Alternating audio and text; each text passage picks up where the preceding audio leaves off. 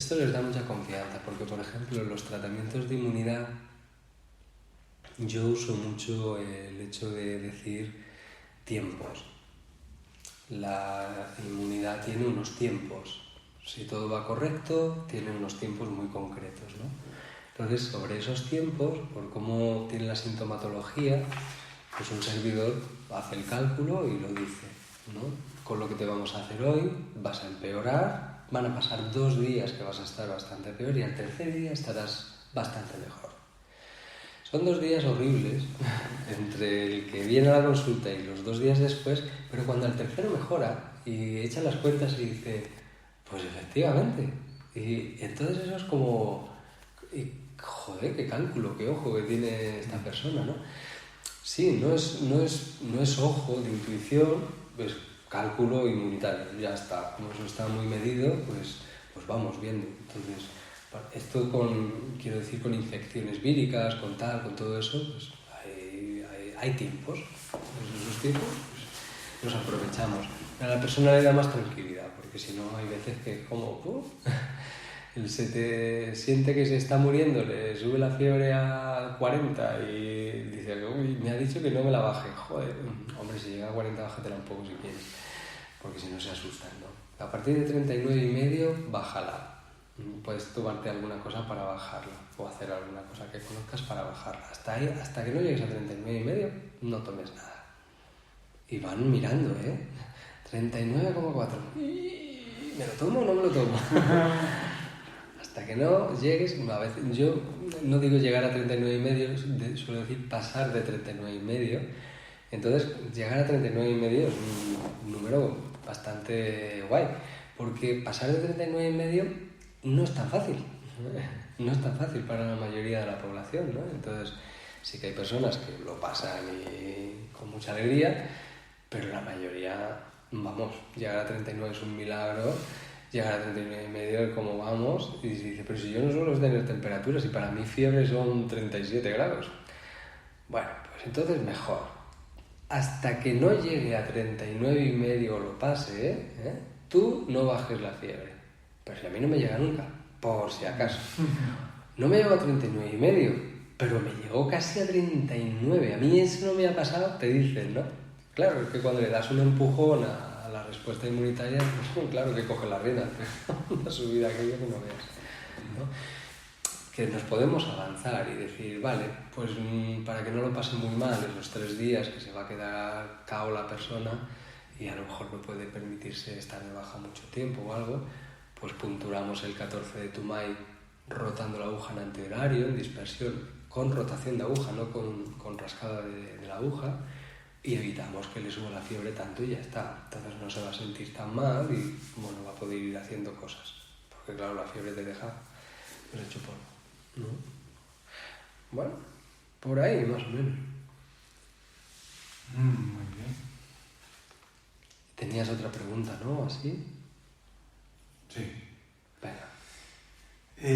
Tengo una paciente que tuvo un accidente de tráfico con una moto hace pues 15 años y le dejó un hematoma en el encéfalo, en el cerebro. No le dio, o sea, puede seguir trabajando, su vida normal, pero como que se quedó allí.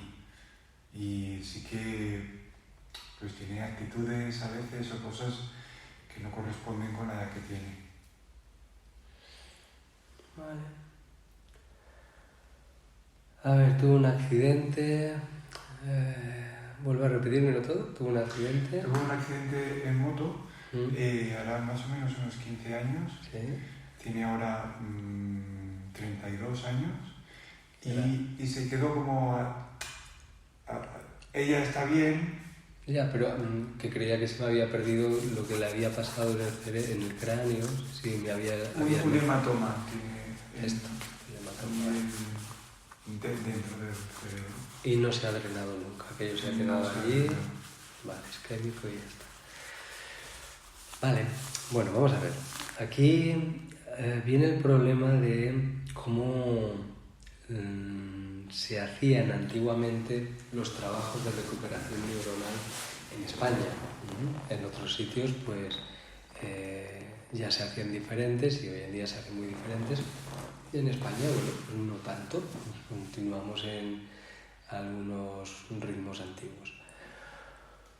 Entonces, fijaos, lo que suele ocurrir, ya sabemos que el cerebro es muy plástico, es decir, tiene capacidad de utilizar otra área del cerebro para generar las neuronas, las conexiones que necesitamos para el área que se ha dañado. O sea que bueno, hay daños que son irreversibles hasta cierto punto, irreversibles completamente, otros hasta cierto punto y otros se recuperan completamente.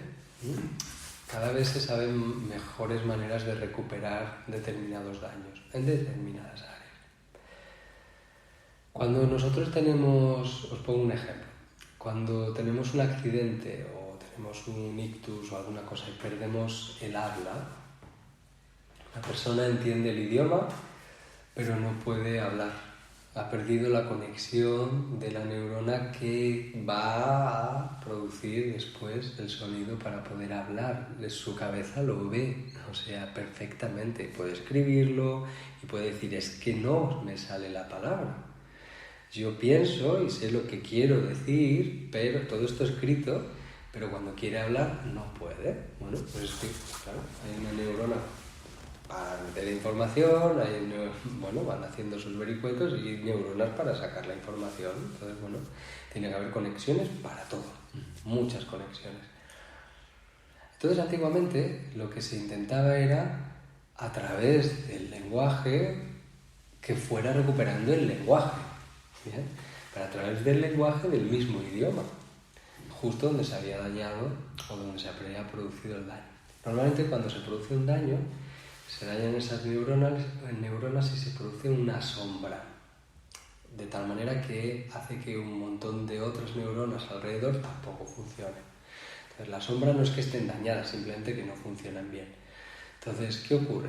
Que las sombras, si nosotros forzamos donde hay una herida, es como que alguien llega y nos mete el dedito en la herida. Pues esto duele y se inflama más, la sombra se va haciendo más grande.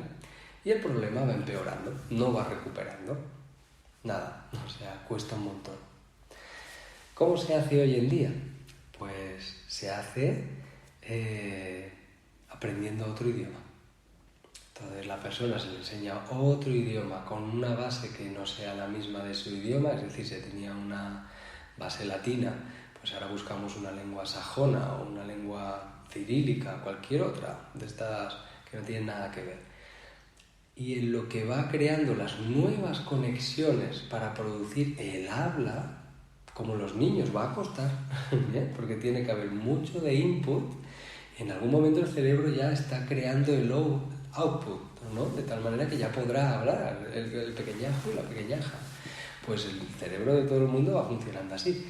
Pero en lo que crea las conexiones para hablar el nuevo idioma, mira tú que recuperamos las del anterior idioma.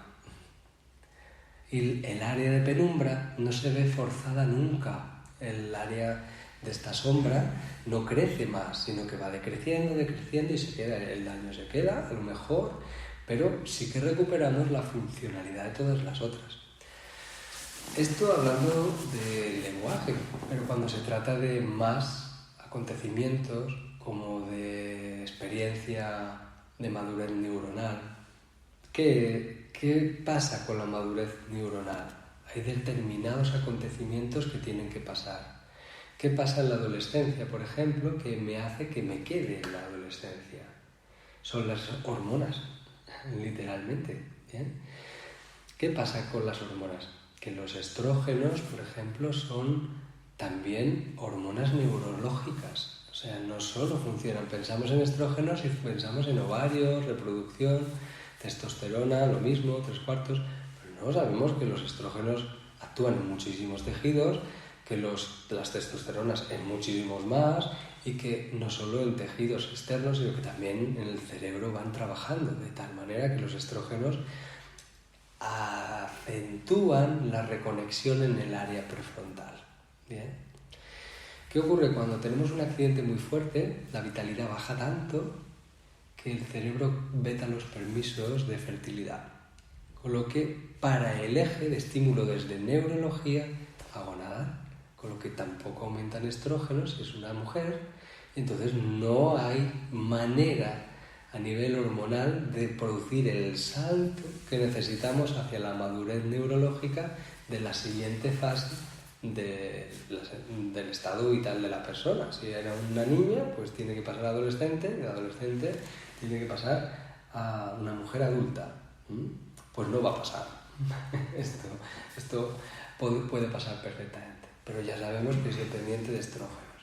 Entonces, ¿dónde estuvo el problema en su momento? Pues estuvo aquí. Esto no se contemplaba en su momento, muy probablemente. Se miró el daño y se intentó trabajar ahí. Y se vio el problema, la persona está viva, se va relacionando, pues se va a quedar así, veremos hasta dónde recupera. Y no hacíamos mucho más. Ahora no, ahora se sabe mucho más y se podría utilizar. Luego, el cerebro deja de madurar al llegar los 18 o 21 años. ¿Qué ocurre? Que si todo eso ha estado sesgado hasta esta edad, ahora sí que va a costar. Ahora ya va a ser una puñeta. Ahora ya sí que será la cosa muy complicada. Muy complicada. ¿Bien? La plasticidad la tenemos, pero la cosa se ha cronificado. No hemos hecho lo que había que hacer en el momento oportuno. Y esto va a ser muy difícil. ¿Vale? El caso hay que valorarlo. Habría que haberlo cogido a tiempo y habría que haber visto qué podíamos hacer nosotros, que es un montón, porque cuando hay un hematoma, si se detecta que hay un hematoma y no se quiere operar porque se espera reabsorber, aquí ya sabemos que la acupuntura es milagrosa, con los puntos de las puntas de los dedos, o los pacén, o todos estos que permiten drenar el viento, fuego de arriba, así, de esa manera tan salvaje, que en un proceso de un derrame cerebral, en una hora, el derrame se ha reabsorbido prácticamente por completo. Estas pruebas que se hicieron en hospitales con acupuntura son tan espectaculares de ver las tomografías y todos estos procesos de la concentración de la nube de sangre, cómo va desapareciendo, que es como, bueno, parece magia, de verdad, parece magia. Pero sí lo hace con la acupuntura, ¿no? Entonces, una vez que ya se ha hecho eso, como pasa mucha gente, quieren recuperar una hemiplegia o alguna cosa así en acupuntura, cuando ya lleva la persona no sé cuánto tiempo, ¿no? Esto es muy difícil. Cuanto más lejos del día cero, más se complica la posibilidad de recuperar. ¿Que se puede algo? Sí, hombre, ¿por qué no? Y habrá gente que lo haga, y habrá acupuntoras y acupuntores muy buenos que hayan tenido mucho éxito muchas veces, probablemente. Yo no puedo decir he tenido mucho éxito en este campo en hemiplegias crónicas o tetraplegias crónicas, que llevan ya años y así, 10 años, 15 años o 5 años incluso, no es fácil. Ahora, en las tetraplegias que he tenido la suerte de atender desde el minuto cero, sí, hombre, se recupera todo. Sí, ahí puedo decir milagroso, o sea, es que aquí no hay casi misterio, es como, mira, sigue la línea de puntos que te dice la tradición oriental, lo haces exactamente así y sale solo, o sea, que no tienes que saber más medicina china, solo tienes que ver dónde hay que poner la aguja, cuándo hay que ir poniéndola, con qué ritmos y ya está, y eso está descrito, o sea, que no tiene más misterio. Así que bueno, en ese sentido, hay muchos daños. Nosotros estamos trabajando ahora en investigación justo en las reconexiones neuronales en daños así, con acupuntura y con algunas sustancias que ayudan a esa interconexión, ¿no? Y estamos pendientes de comenzar el estudio con psilocibina y con tal, que son altamente estimuladores de la interconexión neuronal, y con la acupuntura se puede dirigir en qué área queremos producir la interconexión, etcétera, etcétera. Bueno, los proyectos son muy interesantes y las posibilidades son pues muy ilusionantes y alentadoras, pero bueno, estamos por comenzar. Tenemos todas las cosas para comenzar, pero estamos por comenzar. En la medida que vayamos teniendo estudios y casos